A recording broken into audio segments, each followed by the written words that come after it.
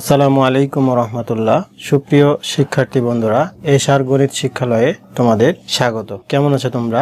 ভালো আছো নিশ্চয়ই। আলহামদুলিল্লাহ, আমিও ভালো আছি। আজ আমি তোমাদের গণিত বিষয়ের 6ষ্ঠ অধ্যায়ের অনুশীলনী 6 ক এর 4 নং অঙ্কগুলো সমাধান করে দেখানোর চেষ্টা করব ইনশাআল্লাহ। এর পূর্বে আমি 3 নম্বরের সবগুলো অঙ্ক তোমাদের করে দেখিয়েছিলাম। আশা করি তোমরা সেই ভিডিওগুলো দেখেছো এবং বুঝতে পেরেছো।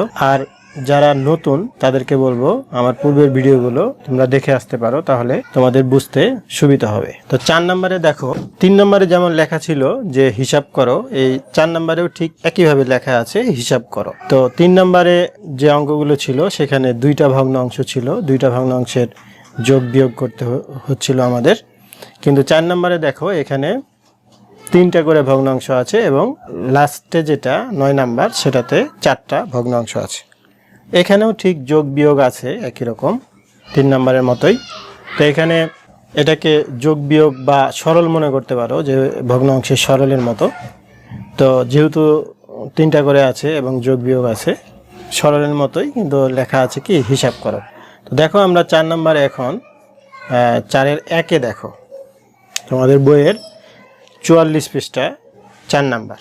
তো 4 নাম্বার 1 নাম্বারে আছে যে উপরে 1 নিচে 7 যোগ উপরে 3 নিচে 7 যোগ উপরে 5 নিচে 7। দেখো এখানে একটা জিনিস আমরা এর আগেই দেখে আসছি যে হরগুলো সমান। এখানে কিন্তু আমাদের 3টা ভগ্নাংশ হলেও হরগুলো সমান আছে, তার মানে কি সব হরগুলো হলো 7। তাহলে আমরা খুব সহজেই কিন্তু এই অঙ্কটা করতে পারি। তাই আমরা এখন হরগুলো যদি সমান হয় তাহলে আমরা লসাগুটা কি লিখে ফেলবো, যে 7, মানে সবগুলো যেহেতু 7 তাহলে হরে আমরা 7 লিখলাম। এখন আমরা সাধারণ যে নিয়ম, সেই সাধারণ নিয়মে এখানে বসিয়ে ফেলবো। এখানে তাহলে কত হবে, 1 যোগ 3 যোগ 5। যদি তুমি ভাগ করে করো, যে হরকে হর দ্বারা ভাগ, ভাগফলের সাথে লব গুণ, তাও কিন্তু একই ফলাফল আসবে। যেমন দেখো 7-কে 7, তাহলে 1 পেলাম। আবার 1 দিয়ে 1কে গুণ করলে 1, আবার 7-কে 7, 3কে 1 দিয়ে গুণ করলে 3, আবার 7-কে 7, 5কে 1 দিয়ে গুণ করলে 5। তো যেহেতু এখানে হরগুলো সমান আছে 7, সুতরাং আমরা খুব সহজভাবে লিখে ফেলবো, যে নিচে হরটা লিখবো এবং বাকিগুলো সব যোগ করে লিখে ফেলবো। তাহলে এখন দেখো 5 আর 3 8, 8 আর 1 9, তাহলে উপরে আমরা পাচ্ছি 9 নিচে 7। এটা দেখো, এটা একটা অপ্রকৃত ভগ্নাংশ, সুতরাং আমাদের এটাকে মিশ্র ভগ্নাংশে প্রকাশ করতে হবে। তাহলে আমরা লিখে ফেলি এটাকে ভাজ্য আকারে 9, তাহলে আমাদের একবার যায়, 7-কে 7 বিয়োগ করলে 2। অতএব নির্ণয় উত্তর। একইভাবে কিন্তু উত্তর লিখবো আমরা আগে যেভাবে লিখছিলাম, যে প্রথমে এটা লিখবো উপরে 9 নিচে 7 অথবা 1 সমস্ত 7 ভাগের 2 ভাগ। এটাই আমাদের 4-এর 1 নম্বরের উত্তর। এরপরে দেখো 4-এর 2 নম্বর। 2 নম্বরে আছে উপরে 1 নিচে 18 যোগ উপরে 2 নিচে 9 যোগ উপরে 5 নিচে 6। এখানে দেখো আমাদের হরগুলো কিন্তু অসমান, মানে এটা 18, এটা 9, এটা 6। সুতরাং আমরা এখন এই হরগুলোর আগে লসাগু করে ফেলবো। তো লসাগু করলে 6 9 18। তো লসাগু করলে যদি প্রথমে আমি 3 দিয়ে দিই, তাহলে 3 দুগুণে 6, 3 তিরিকে 9, 3 6 18। আবার যদি 2 দিয়ে দিই তাহলে 1 3, 3 দুগুণে 6। এরপরে আমরা দিব 3 দিয়ে 1 1 1। তো আমরা কত পাচ্ছি, 3 দুগুণে 6, 3 6 18। লসাগু কত পেলাম, 3 6 18। তাহলে আমরা লসাগুটা এখন লিখে ফেলবো এখানে 18। এখন দেখো ওই নিয়ম অনুযায়ী যে হরকে হর দ্বারা ভাগ, ভাগফলের সাথে লবগুণ, তাহলে আমরা প্রথম ভগ্নাংশের হরকে এই হর দ্বারা, মানে এই হরটাকে প্রথম ভগ্নাংশের হর দ্বারা ভাগ করব। তার মানে এটা লসাগু, এটা লসাগু আবার হরও। তাহলে এটাকে যদি আমরা ভাগ করি, তাহলে 18কে 18 দিয়ে ভাগ করলে কত পাবো? 1। আর 1কে 1 দিয়ে গুণ করলে 1, যোগ 18কে 9 দিয়ে ভাগ করলে 9 দুগুণে 18, 2 দুগুণে 4, যোগ 3 6 18, তাহলে 3 পেলাম, 3 5 15। এখন দেখো এটাকে যদি যোগ করি 15 আর এই 4 কত হয়? 19, 19 আর 1 20, তাহলে উপরে হলো 20, নিচে হলো 18। দেখো এই ভগ্নাংশটাকে আমরা এখন লঘিষ্ঠ আকারে প্রকাশ করতে পারি। সেটা কিভাবে? যে আমরা 2 দিয়ে যদি ভাগ করি, মানে 10 দুগুণে 20, 9 দুগুণে 18। দেখো এই কাটাকাটিটা অনেক সময় বুঝতে অসুবিধা হয় তোমাদের। এই উপরের সংখ্যাটাকে যেই সংখ্যা দিয়ে আমরা ভাগ করব, নিচের সংখ্যাটাকে ঠিক ওই সংখ্যা দিয়ে ভাগ করে যেটা পাবো সেটাই। এইভাবে কাটাকাটি হয়। যেমন এটাকে যদি আমি একটু বিস্তারিত লিখি, যে এইভাবে যদি লিখি, এর আগে তোমাদের এরকম অধ্যায় 6-এর প্রথমে যখন প্রথম পৃষ্ঠাটা করিয়েছিলাম, তখন দেখো একটু মনে করতে পারো কিনা, এরকম লিখছিলাম যে 2 10, তাহলে 10 দুগুণে 20 হলো।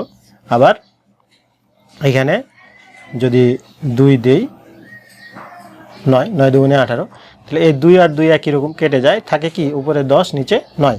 তো আমরা সরাসরি এইভাবে লিখে ফেলবো, একটু করে দেখাইতে হবে না, আমি বোঝার জন্য তোমাদের দেখালাম।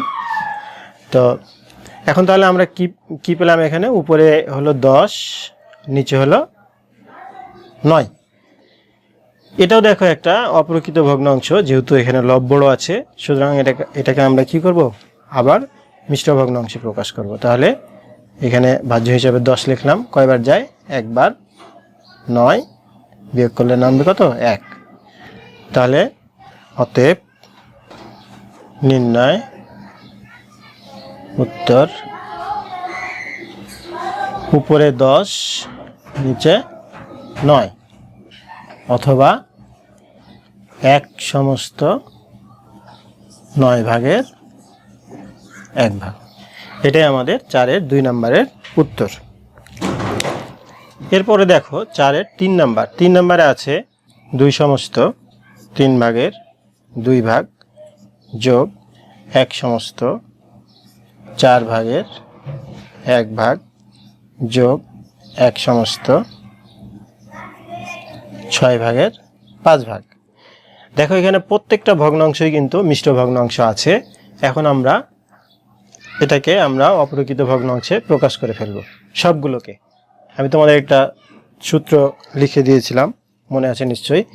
দেখো আমরা সরাসরি এখন লিখে ফেলবো ওইভাবে, সূত্র অনুযায়ী, যে এটার সাথে এটা গুণ, তার মানে হরের সাথে পূর্ণ সংখ্যা গুণ করে যে ফল পাওয়া যাবে ওটার সাথে লবটাকে যোগ করে লব, আর নিচে হর যা ছিল তাই থাকবে। তাহলে 3 দুগুণে 6, 6 2 8, তাহলে উপরে 8 নিচে 3, যোগ 4 1 4, 4 1 5, নিচে 4, যোগ 6 1 6, 5 আর 6 11, নিচে 6। এখন দেখো এখানে আমাদের যে সবগুলো ভগ্নাংশেরই কিন্তু হর এক ভিন্ন রকম, একই রকম কিন্তু নয়। এখানে 6 আছে, 4 আছে, 3 আছে। তাহলে আমরা যদি ভিন্ন রকম থাকে তাহলে লসাগু করে ফেলবো। তো লসাগু করি 3 4 6। তাহলে যদি আমরা প্রথমে 2 দিয়ে দিই, 3 থাকলো, 2 দুগুণে 4, 3 দুগুণে 6, এরপর দিব 3 দিয়ে, তাহলে 1 2, এখানে 1। তাহলে আমাদের লসাগুটা কি হচ্ছে? 3 দুগুণে 6, 6 দুগুণে 12। তাহলে আমরা লসাগু পেলাম কত? 12। তাহলে দেখো এখানে লসাগু হলো 12। এখন ঠিক একইভাবে এই লসাগুটাকে আমরা এই প্রথম ভগ্নাংশের হর দিয়ে ভাগ করব, ভাগ করে যে ভাগফল পাবো তার সাথে লব গুণ করে এখানে বসাবো। তাহলে 3 4 12, কত পেলাম? 4। 4কে আবার 8 দিয়ে যদি গুণ করি, তাহলে 4 8 32, যোগ 3 4 12, 3 5 15, যোগ 6 দুগুণে 12, 11 দুগুণে 22। এখন দেখো 2 আর 5, 5 আর 2 7, 7 আর 2 9, 2 আর 1 3, 3 আর 3 6, নিচে কত 12। এখানে দেখো এই ভগ্নাংশটাকে আমরা লঘিষ্ঠ আকারে প্রকাশ করতে পারি। যদি আমরা এটাকে 3 দিয়ে ভাগ করি আর এটাকে 3 দিয়ে ভাগ করি তাহলে কত পাবো?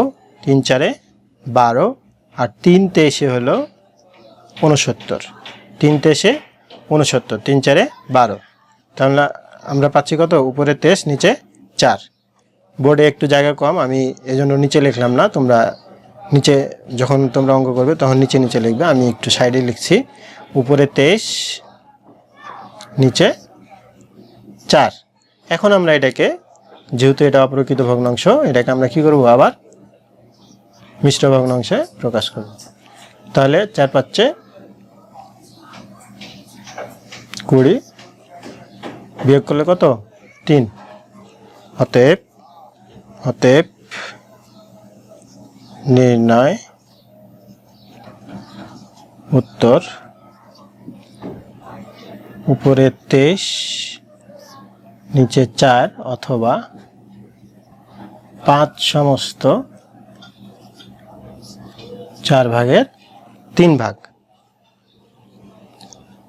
এটা আমাদের 3 নম্বর 4-এর 3 নম্বর প্রশ্নের উত্তর। তো শিক্ষার্থী বন্ধুরা, আজ এ পর্যন্তই।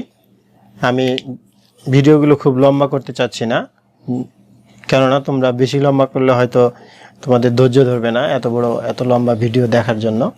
আর অঙ্কগুলো তোমরা অল্প অল্প করে শিখবে। প্রতিদিন শিখলে মানে নিয়মিত যদি অনুশীলন করো তাহলে সবগুলোই হবে। আমি কিন্তু তোমাদের বইয়ের একদিক থেকে সবগুলোর সমাধান আমি তোমাদের করে দেখাবো ইনশাল্লাহ। তো আমরা আজকে 4 নম্বরের 1 থেকে 3 পর্যন্ত করলাম। 4 থেকে পরবর্তী ভিডিওতে আবার আমি করে দেখাবো। তো সেই পর্যন্ত সবাইকে আল্লাহ সুস্থ রাখুক। তো কথা হবে পরবর্তী ভিডিওতে। আল্লাহ হাফেজ।